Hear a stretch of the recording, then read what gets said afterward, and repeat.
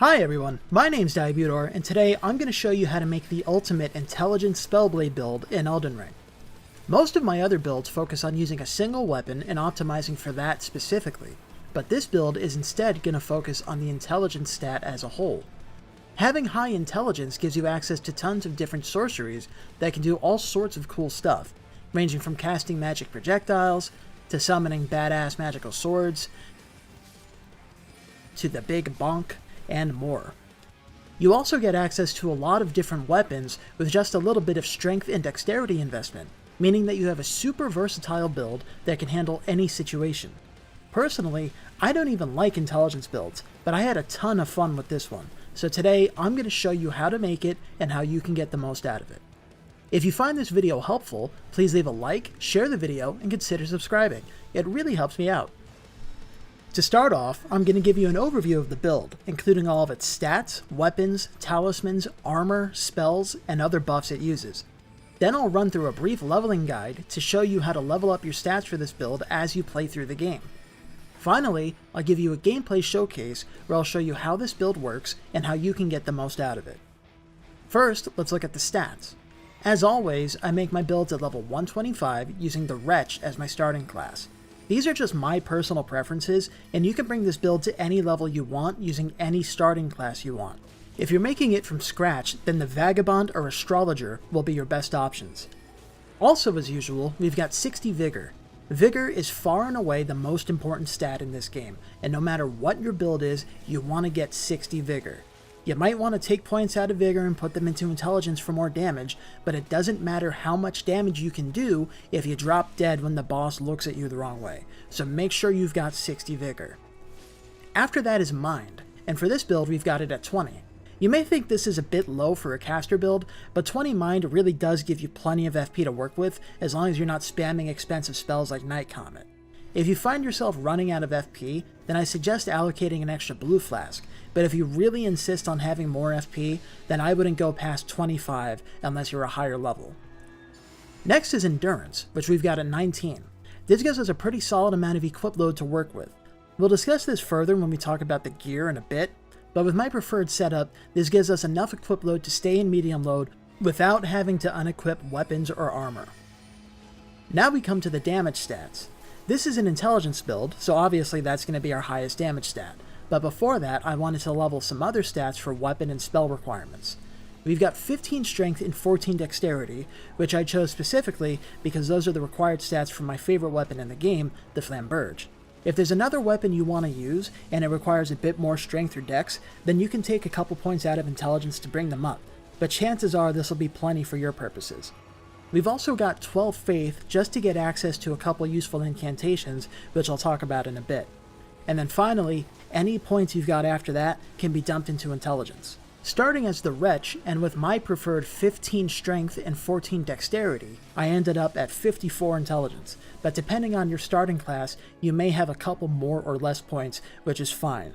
We only need 28 intelligence to be able to use all the weapons and spells I included in the build, so having a bit less than that won't be a problem. That's it for the stats, so now let's talk about our weapons, talismans, and armor.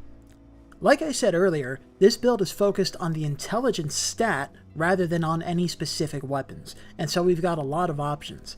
The weapons you choose to use will ultimately be up to your preferences, but I included a bunch of solid ones and a few loadouts in the build planner, which you can find a link to down in the description. In addition to those loadouts, I also included a bunch of solid weapons in the build's inventory, so you have access to good options in case you don't know what to pick for yourself.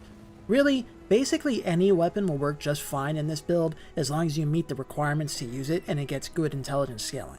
You can see that just about any weapon with the magic affinity will do well, and you have access to a ton of different options, so try different stuff out and see what works for you. I'll talk about the loadouts I set up in the gameplay showcase.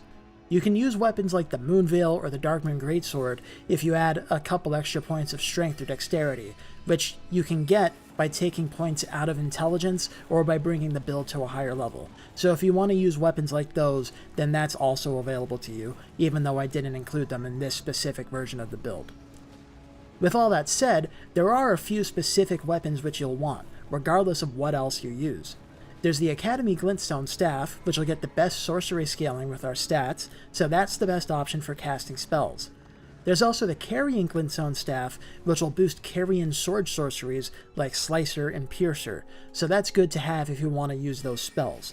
But keep in mind that you want to cast them using the Academy Glintstone Staff and hold the Carrion Glintstone Staff in your other hand for the buff it provides.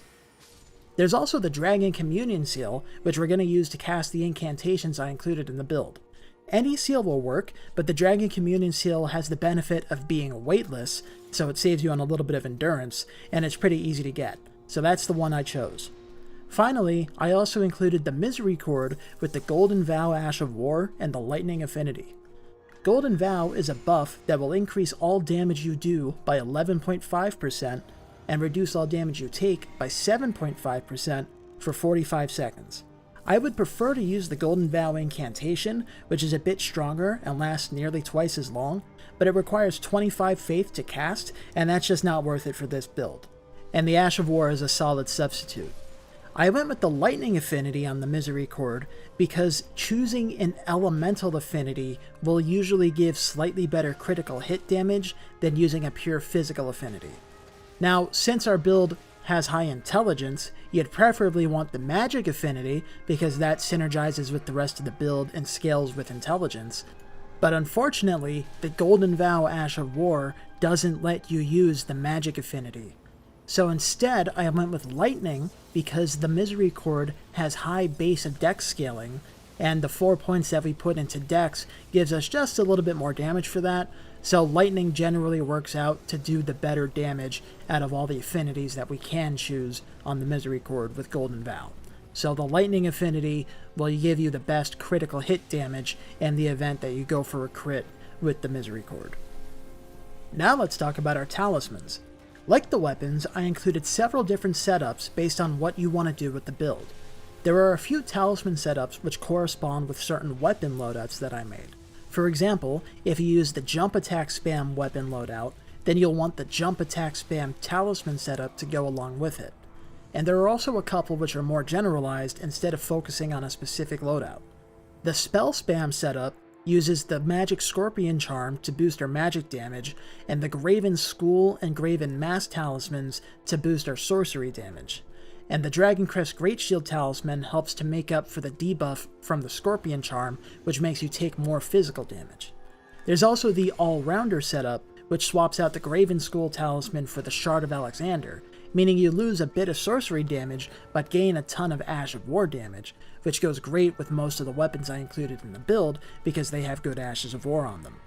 I also included a bunch of solid talismans in the build planner's inventory in case you want other good options so that you can mix and match and make your own talisman setup. For the armor, I included a couple different outfits as well.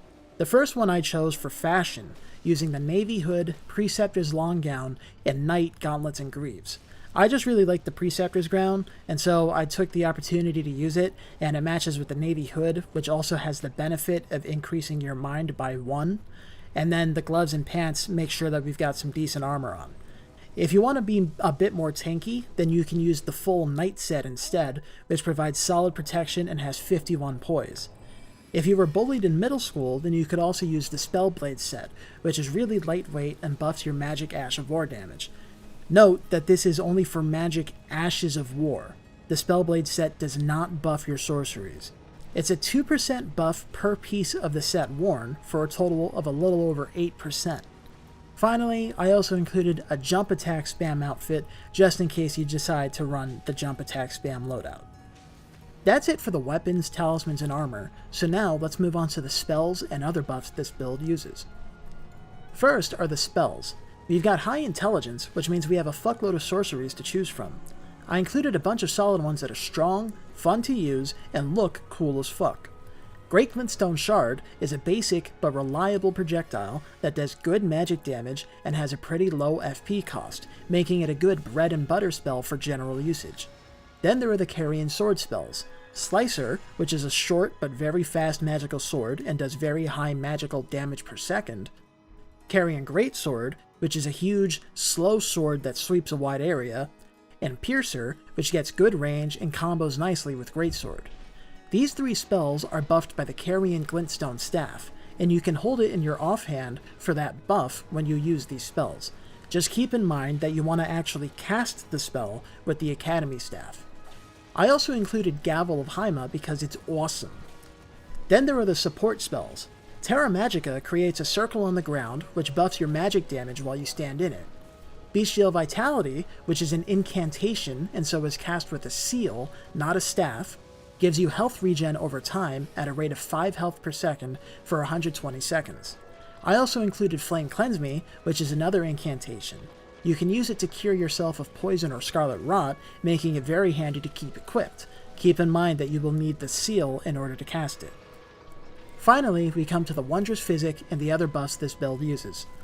In the Physic, we've got the Opaline Heart tier, which increases all your damage negations by 15% for 3 minutes and helps make you a lot tankier. In addition to that, we've got the Magic Shroud and Crack tier, which increases all magic damage you do by 20% for 3 minutes. This build focuses on doing magic damage, so that one's a no-brainer. If you have the DLC, then you might consider switching the Opaline Heart tier to the Bloodsucking Crack tier, which will increase all damage you do by 20%, but also drain your health at 23 points per second for 3 minutes. I personally don't care for that HP drain, which is why you won't see me using it, but if you want to see some really dumb damage numbers, then that's the way to go. Just make sure you keep an eye on your health bar. In addition to those, we've also got Boiled Crab, which is a consumable that increases your physical damage negation by 20% for 60 seconds. This makes you tanky as hell against most enemies, and combined with the Opaline Heart tier, Golden Vow, and the Dragon Crest Great Shield, you'll be pretty tanky. That's it for the build overview, so now let's move on to the leveling guide, where I'll show you how to level up your stats for this build as you play through the game. We're going to start this leveling guide at level 51. At this point, you should have 40 Vigor. Vigor is always your top priority. The first thing you should level up before anything else is Vigor, seriously. Just get it up to 40 and everything after that becomes way easier. I also brought Intelligence up to 20 just to get us started on the path of being a mage. At this point, if you're in the early game, you want to use something like the Meteorite Staff, which gets good scaling for the early game. Once you can upgrade a different staff, like the Demi-Human Queen Staff or the Academy Glintstone Staff, up to around level 12 or 13, which you should be able to do by the time you get to Altus Plateau, then you want to switch off of the Meteorite Staff to that. But yeah, so 20 intelligence just so that you can get, some decent spells to cast and, just have intelligence to work with. And then I also brought mind up to 15 and endurance up to 15, just so you have some FP and some equip load and stamina to work with too. Up next, we move up to level 80. So the first thing I did after level 51 was bring strength up to 15 and dexterity up to 14. This gets the minimum requirements for the weapons and stuff that we're going to be using out of the way, and that way you can use all the items that I included in the build. I brought faith up to 12 so that you get access to the Bestial Vitality and Flame Cleanse Me incantations, because those are just good to have. And then I put the rest of the points into intelligence, bringing it up to 33, which gives us the minimum requirements for all the spells and stuff that we're going to be casting in this build, and will give you decent damage alongside an appropriately upgraded staff. Moving past level 80 up to level 100, the first thing I did was I brought intelligence. You'll see I brought it up to 40. I meant to bring it up to 41. As you can see by the image that's on screen right now, at level 41, or level 41 intelligence, the Academy Glintstone Staff will give you the most optimal sorcery scaling out of all the other staffs that are available in the game. So that's the breakpoint you want to hit. In the screenshot it says 40, but you want 41 intelligence. I'm too lazy to go taking out the screenshot, so that's why. But yeah, so 41 intelligence. Then I brought mind up to 20 and endurance up to 19, just to get those out of the way. And then going past level 100, I like to start bringing my vigor up to 60, so I just put the remaining points that I had into vigor, because, more vigor is always better. And so I ended up with 49. Technically, you should end up with 48. Because, like I said, you want 41 intelligence, not 40. Skipping past level 125, which is what the build overview section was about, we're going on to level 150. So at this point we had 60 vigor by level 125, 20 mind, 19 endurance, 15 strength, 14 dexterity.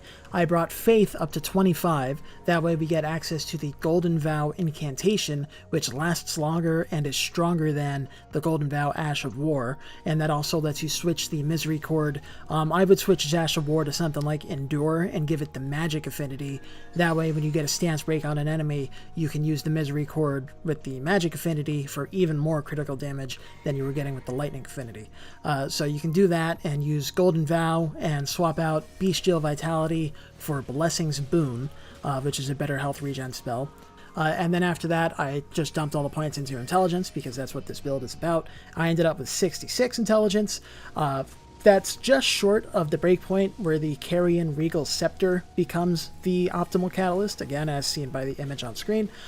So, you know, that's whatever. I would just stick with the Academy Glintstone Staff, because when we go on to level 200, you'll see I brought Intelligence up to 70. Now that's 10 points short of the 80 soft cap, but the reason why I did that is because I also had a ton of points that I could use to bring Faith up to 70 as well. And so at this point, the Prince of Death Staff becomes the optimal catalyst because it scales with both Intelligence and Faith. So we're not even going to use the Carrion Regal Scepter because the Prince of Death Staff is better anyway. So I did that, and then I ended up with precisely 1 point left over, and so I decided to use that to bring Endurance up to an even 20, because why not? And so yeah, that's pretty much it for the leveling guide. You might want to put points into like Arcane or something if you go higher than this, or you know, maybe you might get more strength or dexterity for more weapon requirements. If you're doing PvP, you might want to bring dexterity up so that you get faster cast speed.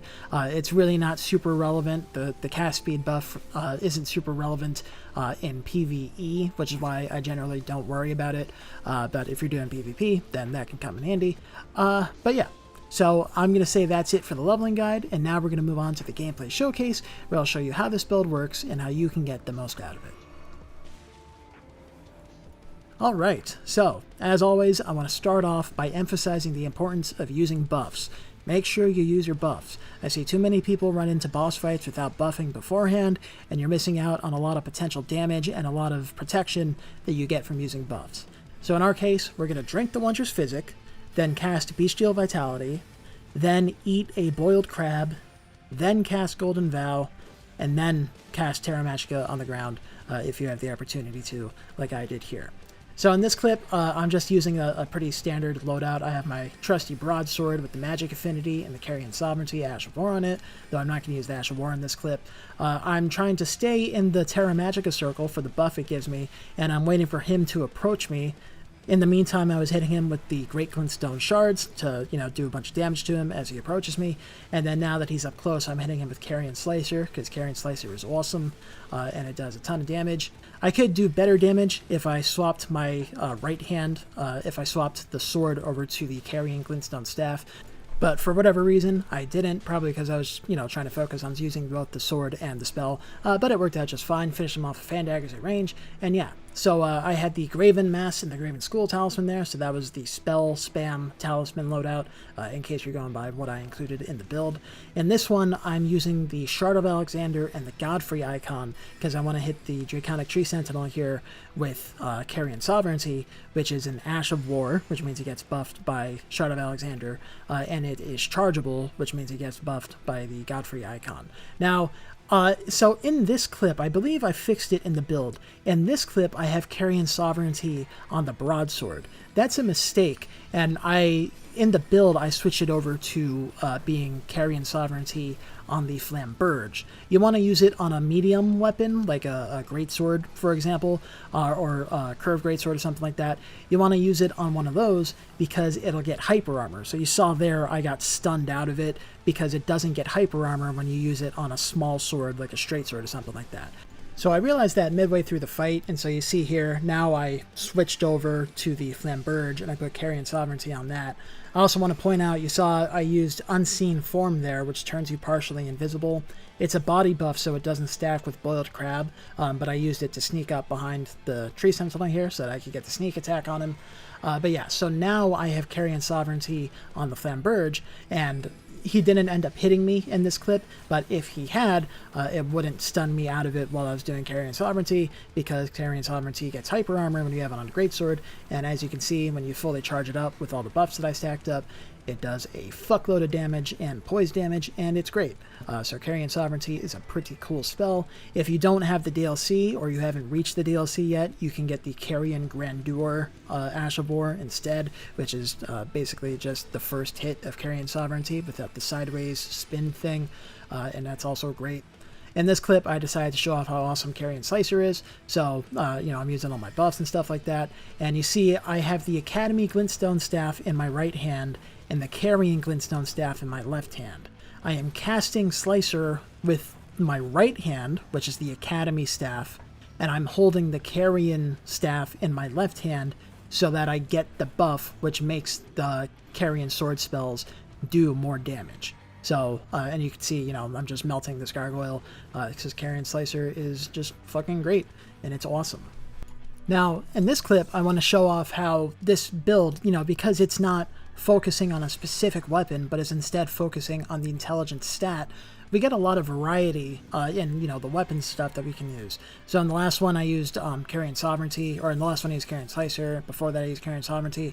In this one, I'm using dual magic affinity bandits curved swords for jump attacks, because as long as it does magic damage and scales with intelligence, it works great on this build. You can see I shredded that fucking what's it called, a fucking banished knight summon, excuse me, and then I get my ass kicked by this one a little bit. You also see I have Chilling Mist on the curved swords, because the dual curved sword moveset hits a lot of times in a row when you do the jump attacks. It hits 4 times, and so that makes it really good for applying status effects. So you see, what I do is I two-hand the left sword, cast Chilling Mist on it to buff it with the freeze buildup, or frostbite buildup, then I un-two-hand it and use Chilling Mist on the right one so that it's buffed with the frostbite buildup. And so when I do jump attacks, I do a bunch of frostbite buildup. When an enemy is inflicted with frostbite, they take, I think it's like 7% of their max health, like a chunk of health just comes off.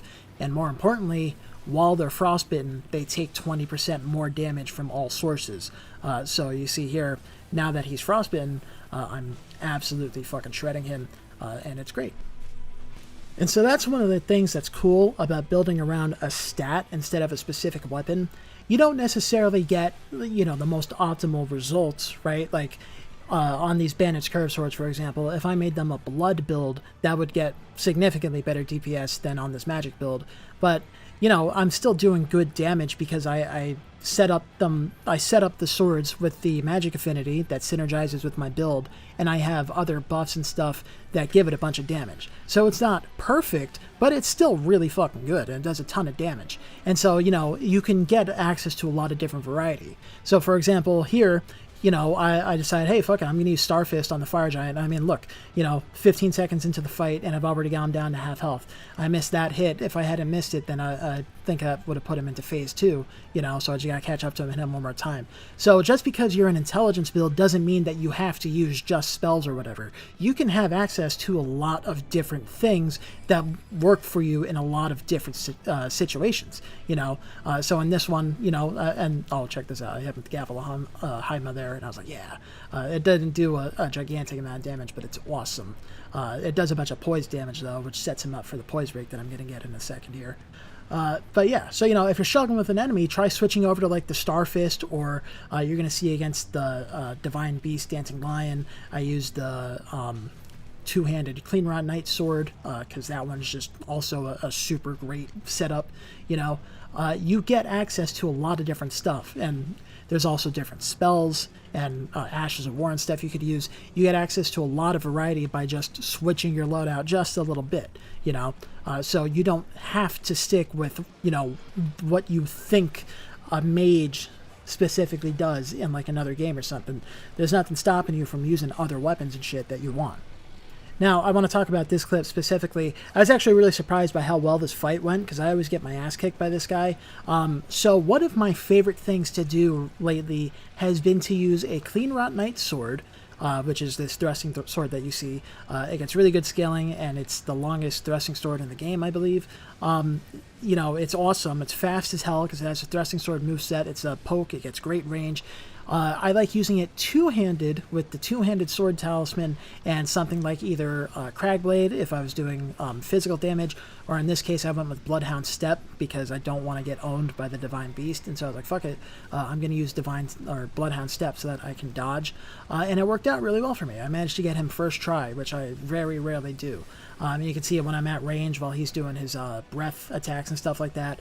You know, I'm mixing it up and hitting him with the Great Glintstone Shard.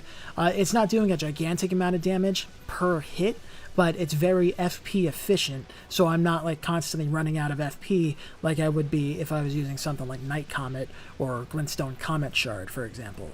Speaking of which, if you want to use something a bit stronger than Great Glintstone Shard, I would use Glintstone Comet Shard, not Comet or Night Comet. But I think Great Glintstone Shard is probably the best option just because of how FP efficient and spammable it is. But yeah, so you see, I'm just catching up to him and poking him with the Clean Run Night Sword. It's super fast, it gets great range.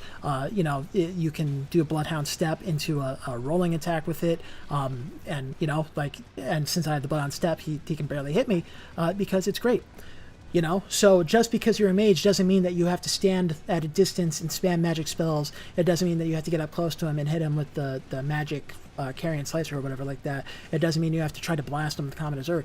You can do whatever the fuck you want. A stat is just basically just a label on your build. As long as you make sure to choose things that synergize with each other and play reasonably competently, and make sure you have 60 vigor and upgraded weapons, you can make any build do basically whatever you want, regardless of what stats you're using. Like obviously, yeah, there's some limitations. I wouldn't expect to really do anything involving like a bleed build-up with this, for example. I think I got one bleed proc on the Fire Giant using the Star Fist in the last clip, but like I wouldn't like rely on that as part of my build. But, there's nothing stopping me from using Thrusting Sword with Bloodhound Step and Two-Handed Sword Talisman to be able to fuck up this Divine Beast Dancing Lion. There's nothing preventing me from using Starfist to get poise breaks. Hell, if you put another like 6 points into strength and brought it up to 21, then you could use like a Colossal Sword, like the Great Sword, and just give it the magic affinity, and now you're going to do, Colossal Sword damage with magic, So I wouldn't recommend it necessarily, but you can do it if you want. You can make it work out really well, Before I end the video, there's a couple quick things I want to show. First of all, there is that combo you saw me do. That's called the Carrion Cross. I don't know who came up with it, but it's awesome. You do Carrion Greatsword, switch to Carrion Piercer, and then use Carrion Piercer. The animations mix together really well, and it's great. Second of all, you see I switched my one of my talismans over to the Assassin's Cerulean Dagger. And then like there, I did charge heavy attacks on that guy to get a poise break on him, and then I went for the crit. So the Assassin's Cerulean Dagger, here's the Carrion Cross again, it's fucking dope. And then I followed up the Gavel of Haima and was able to hit him because of the hyper armor without getting stunned out of it. But yeah, so if you're exploring, the Assassin's Cerulean and Crimson Daggers are great talismans to have with you. You can swap to them and use them as a source of FP or health regeneration by getting backstab and stuff on enemies. There I hit them with the Frostbite to stun them, and then I hit them with the Carrion Greatsword as a follow-up, and it looks cool as shit. So yeah, get creative. Try the other spells and stuff that are in this build, or other spells that you come across. You can make really cool looking stuff happen, and it's really fun to use, and I had a great time with this build, even though I don't like playing intelligence builds normally. Yeah, so I'm going to end this video because this shit's half an hour long. I hope you found this helpful, or at least entertaining. Please leave a like, share the video, and consider subscribing because all those things really help me out. Thanks for watching. My name is Diabedor, and I will catch you later.